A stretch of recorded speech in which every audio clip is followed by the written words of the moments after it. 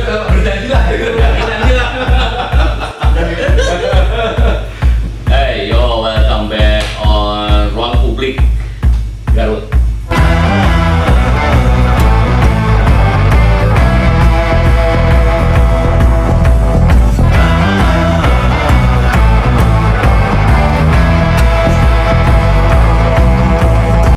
Oke, balik lagi di Ruang Publik. Ini seru nih. Ini yang ditunggu-tunggu sama kita semua, ruang publik di mana kita akan ngobrolin sesuatu yang jarang diobrolin orang lain. Dan kamu nggak bakal nemuin di channel-channel lain ini obrolan ini. Ini orang pertama, jadi bersyukurlah Anda itu orang pertama yang mendengarkan tentang topik ini. Sebetulnya hari ini kita akan ngomongin tentang pilkades. Tapi lebih spesifiknya kita bakal ngomongin tentang pilkades dan problematikanya di dalamnya. Itu pasti banyak sekali dari mulai pelanggaran dan lain-lain. Kita kasih di sini ada kita perkenalkan aja langsung masing-masing ya. Silakan perkenalkan diri. Baik, saya Joe Kurniawan. Kebetulan bukan ekstra kulikuler kali ya. Ekstra kegiatan saya adalah pengamat politik hubungan antar negara. Silakan mungkin. Oke, saya Andres Restu Rapuji. Saya di sini sebagai ketua dari NGO Komite Rakyat Anti Korupsi. Krak. Oh ini kerak itu. Ya. Oh iya. Iya. Kalau saya kerak dodol. Ada juga kerak telur gitu. Telur. Saya sendiri Zam-Zam ya, sehari-hari saya aktivitas di ketua salah satu partai di Kabupaten Garut, juga di salah satu NGO juga di OKP Negara Rakyat. Kebetulan jabatan saya mungkin Negara kita OKP? OKP. Oh, OKP sampai saat ini. Tapi badan hukumnya sudah yayasan. ya sana. Nah ini kalau ngomongin pilkades itu kita juga tidak mungkin lepas dari obrolan yang sama yang terjadi di pilbub, terjadi di pilkada dan pilpres. Ya. Pasti tentang kecurangan, tentang pelanggaran, juga tentang money politik. Itu sangat kental sekali diomongin. Dan money politik itu dan kalau karena ini kontestasi ya, kita lihat di akun sosial media pasti itu ramai banget tuh pilkades tuh. Banyak ada calonnya si A, calonnya si B. Dan kerap kali terjadi perdebatan tuh bukan mencari siapa benar siapa salah, siapa menang siapa kalah. Artinya gajah di pelupuk mata tidak kelihatan, tapi semut di seberang lautan kelihatan. Jadi dia kritis terhadap calon manapun kecuali calon yang didukungnya. Dia nggak kritis kepada calon yang didukungnya ya. Pokoknya 100% benar calon saya gitu. Semua tidak benar ya, saya yang benar gitu kayak gitu. Seperti itu ya. Kurang lebih seperti itu. Ya memang saya sepakat tadi yang disampaikan Kang Aris. Jadi kontestasi pilkades ini memang lebih menarik untuk dicermati karena memang karena skop dari pilkades ini lebih sempit dibandingkan dengan kontestasi politik yang lainnya, maka kemungkinan dan potensi-potensi untuk gesekan, terutama para pendukung, tim ses, keluarga besar dan sebagainya ini lebih kuat dibandingkan dengan kontestasi yang lain. Taruhlah misalnya pada saat pilpres kemarin, memang praktis masyarakat itu terbelah menjadi dua.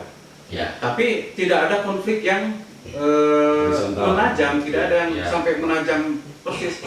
Beda dengan Karena kan nggak kenal, kita nggak pernah bertemu langsung dengan Prabowo atau Jokowi. betul. Betul ini kan kadang-kadang bahkan ada satu kejadian adik kakak dua-duanya mencalonkan diri. Oke. Bahkan ya kan potensi perpecahan di dalam rumah juga udah terjadi, di satu keluarga juga udah terjadi. Nah makanya tidak heran tadi bahkan jauh sebelum pendaftaran kandidat atau pencalonan dibuka itu atmosfer sudah mulai memanas. Jadi dari kubu salah satu bakal calon itu sudah mulai tuh ada pengaduan masyarakat, laporan-laporan ke APH terkait dengan pelanggaran A, B, C dan sebagainya. Terus sehat nggak sih kondisi seperti ini? Ya sebenarnya secara demokrasi ya sehat. Iya, Ya, menandakan bahwa memang Dinamika ya? Ya, dinamika dan partisipasi masyarakat memang sangat tinggi. Betul. Sangat tinggi, berbeda dengan kontestasi yang lain. Ini sangat tinggi. Coba silakan dicermati dari data yang ada, berapa persen untuk partisipasi publik untuk pilkades, kemudian diperbandingkan berapa persentase untuk pemilihan Itu parameternya partisipasi dari mencoblos ya, hak pilih, menggunakan hak pilih betul. ya. Dari penggunaan hak pilih. Biasanya untuk karena memang skopnya tadi sempit, kemudian mereka juga terpolarisasi, dengan tepat. Jadi tanpa dimotivasi pun itu semua yang memiliki hak pilih itu inisiatif untuk menunaikan hak pilihnya. Biasa seperti itu.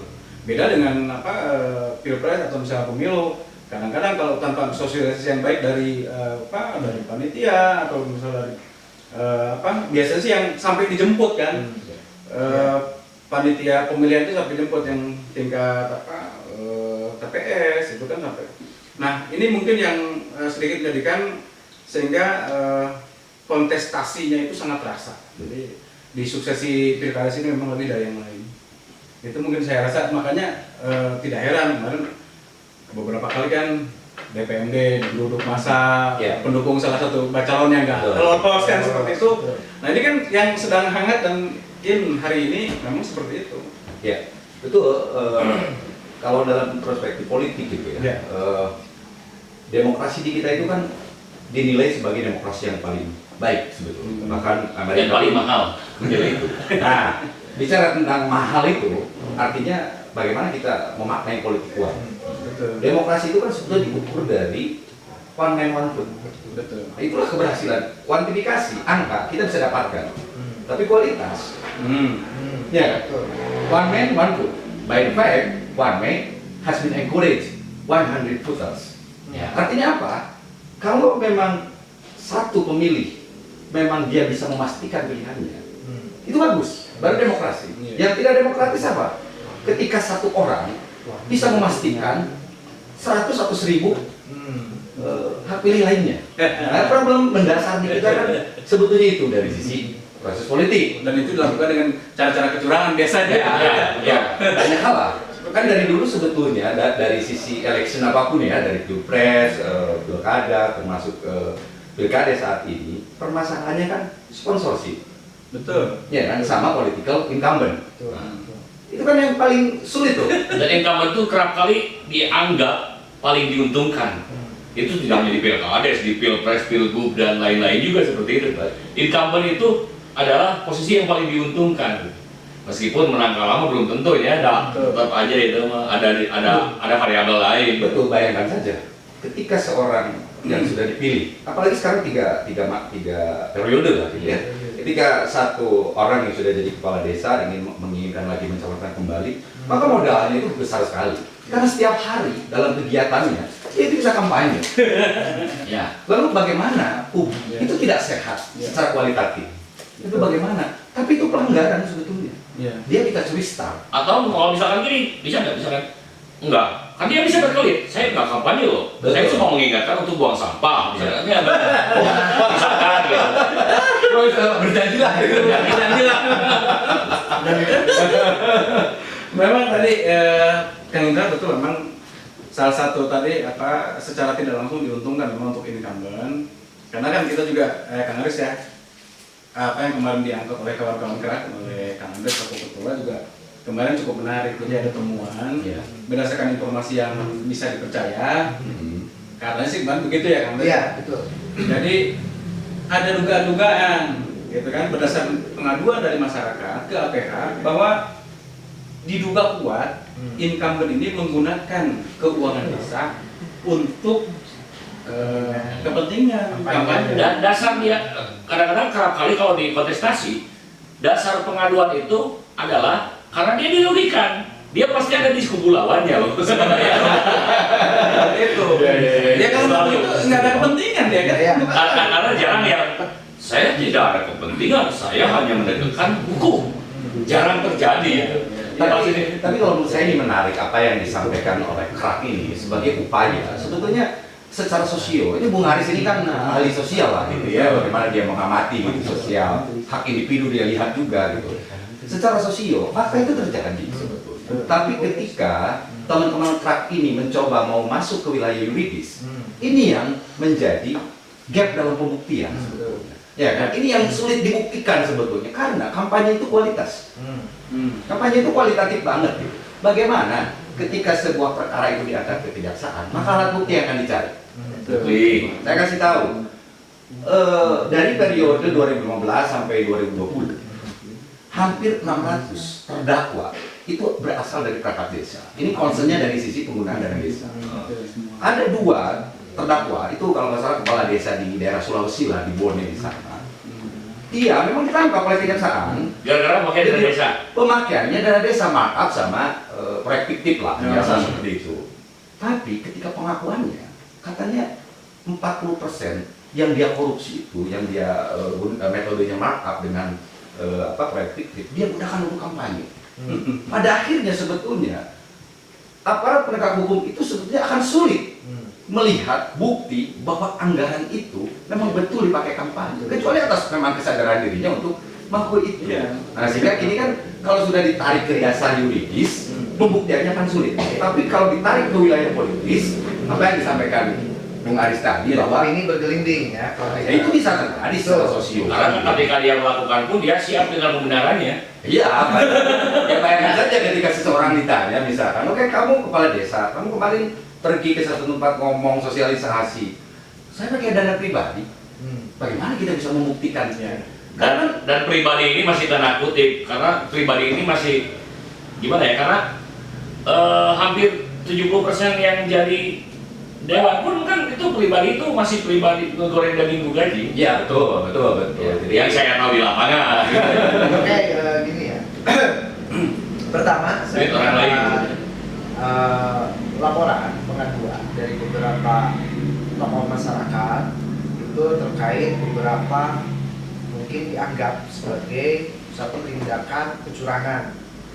Satu tindakan kecurangan di mana ada beberapa calon kepala desa yang notabene dia adalah sebagai incumbent atau juara bertahan istilahnya, juara bertahan itu menggunakan kewenangannya. Jadi perlu digarisbawahi, tidak hanya dalam pemakaian DD, tapi contoh seperti misalkan mau mendapatkan bantuan A, contoh misalkan bantuan BPNT atau bantuan PKH misalkan. Nah, si calon penerima itu dia harus terdaftar dalam satu data yang namanya itu BDT.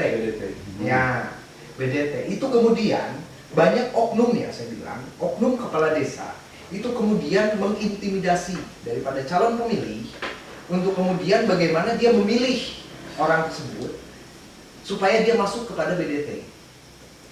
Nah, itu pelanggaran yang ditemukan kemarin dari laporan pengaduan. Itu yang pertama. Terus yang kedua, betul tadi yang diucapkan itu terkait dengan penggunaan dana desa. Penggunaan dana desa di sini itu apa namanya kan termin pertama ini kan udah cair. April. Udah cair April. Kemudian ada satu persoalan yang kemudian ini sangat menarik kalau kita kaji secara yuridis dan secara politis. Ada kemudian pembangunan contoh saja misalkan pembangunan infrastruktur.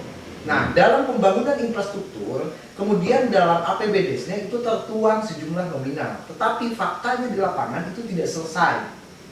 Bahkan 50% gitu kan. Pertanyaannya adalah sisa uang tersebut itu kemana?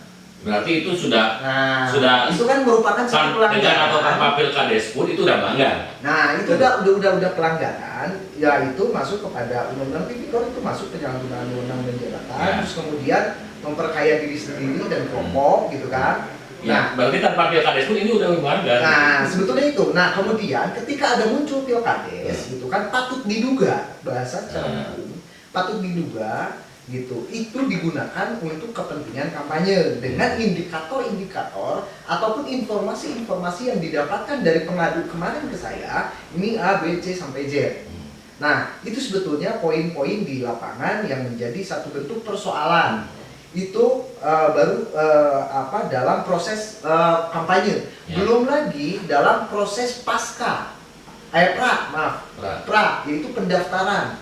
Ya. Nah, dari bakal calon kepada calon, ya kan? Kemarin itu ada beberapa teman-teman dari salah satu LBH, itu kemudian dia mendampingi dari salah satu bakal calon kepala desa yang bersengketa. Nah, itu kan juga patut kita pelajari. Sengketanya apa? Sengketanya dia terganjal gara-gara persyaratan. Oke. Gara-gara persyaratan kemudian dianggap tidak lolos, tetapi kemudian pada akhirnya LBH tersebut memenangkan perkara tersebut. Nah, ini kan ada satu bentuk persoalan dalam proses pemilihan kepala desa ini, di mana memang ini betul tadi katakan Indra, ini sudah tidak sehat, di mana memang kepala desa incumbent itu bisa menggunakan kewenangannya, jabatannya, popularitasnya, karena tiap hari tadi kampanye kan, gitu. Terus juga Yang paling kampanye ada dananya, dan di sini ada di waktu yang sama ada dana yang hilang. ada dana yang hilang gitu. Nggak mungkin dari babi ngepet. Nah, jadi itu persoalan yang mungkin kita bisa diskusikan hari ini untuk kemudian menarik sebagai bahan proses edukasi kepada publik untuk kemudian tidak salah pilih untuk kurun waktu satu periode mendatang. Gitu, mudah-mudahan forum ini bisa dikonsumsi oleh semua lapisan masyarakat untuk kemudian menjadi bahan pembelajaran bagi masyarakat calon pemilih gitu. Nah, mungkin itu sebagai pembuka dari saya, silakan mungkin di. Nah, tapi kan karena kasus seperti ini, jadi incumbent itu di mana-mana selalu dicurigai urusan privilege, ya, privilege dana, privilege fasilitas. Betul. Bagaimana sih memandang ini gitu? Kan incumbent sendiri akhirnya jadi serba salah. Disangka Disugujonan wae. Kita dicurigai. Ya, mana gimana? Saya rasa itu sepadan ya. Artinya benefit yang didapat atas keuntungan posisi dia selaku incumbent itu kan dia seolah-olah terbantu dengan fasilitas yang memang selama ini dia gunakan sebagai kepala desa. Dia memang seolah-olah proses kampanye selama dia menjabat itu didanai dengan keuangan desa, kemudian dengan fasilitas yang memang disediakan untuk jabatan dia sebagai kepala desa. Itu sebagai sebuah benefit. Ya, konsekuensi logisnya seperti itu. Dia dicurigai, ya wajar. Tapi tadi Kang Aris mungkin saya garis bawah sedikit ya.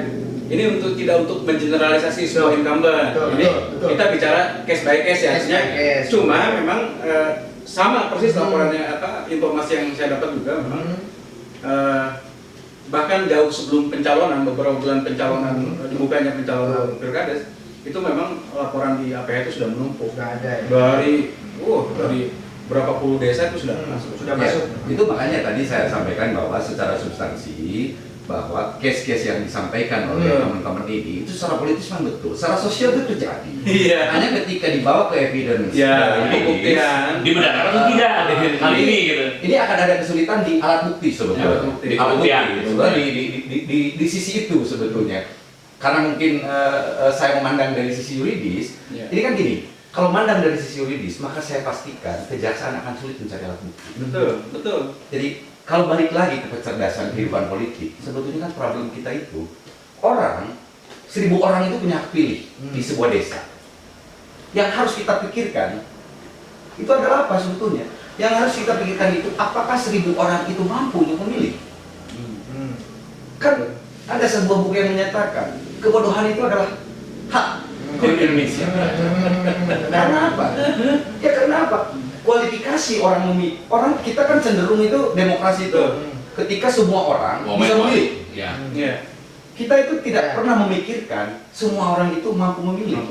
Nah itu kan akan related terhadap sistem pendidikan. Sekarang bayangkan saja, kita itu cuma 30%, 60-70% kita itu sektor informal. Korek-korek kata orang Sunda. Dengan keterbatasan SDM, kemampuan objektivitas dalam melihat, kompetensi yang sulit diukur kan begitu.